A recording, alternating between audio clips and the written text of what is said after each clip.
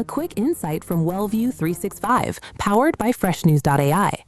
Executive operators are rewriting waiting room communication standards to keep patient messages consistent, compliant, clinically aligned, and easier to govern.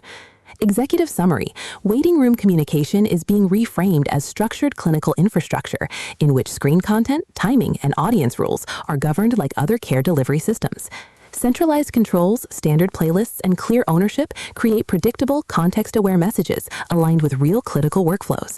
The result is fewer conflicting instructions, smoother patient navigation, and a more consistent experience that supports satisfaction and perceived quality of care. Today's signal: operations leaders are tightening control of waiting room displays as new budget cycles and refreshed HCA CAHPS targets force a review of most patient touchpoints.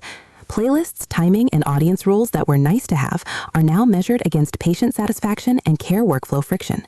Unmanaged or locally edited content can undercut communication standards, so executives are treating screen control as a core infrastructure decision this quarter. WellView 365 enables improved patient experience satisfaction by centralizing delivery orchestration, control delivery, and digital synchronization across end-to-end delivery paths. Why it matters? Here are 4 takeaways. First, waiting room screens that are centrally scheduled and approved reduce conflicting messages that confuse patients about wait times, check-in steps, or follow-up instructions.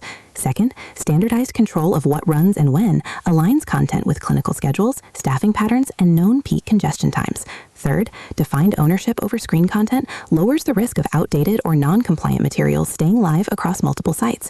Fourth, measurable playlists and time slots let teams correlate specific communication patterns with HCA CAHPS scores and patient feedback, not just anecdotal impressions.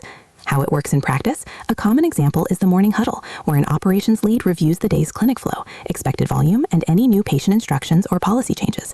That lead or a digital experience manager updates a central playlist, mapping messages to check-in, pre-visit education, and discharge waiting areas, with timestamps and duration for each asset. The process breaks when front desk staff swap content locally, when there is no clear owner for approval, or when screens loop generic content unrelated to current visits.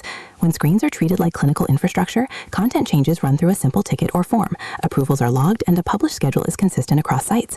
This reduces rework, keeps staff from fielding avoidable questions, and aligns the waiting experience with patient experience standards.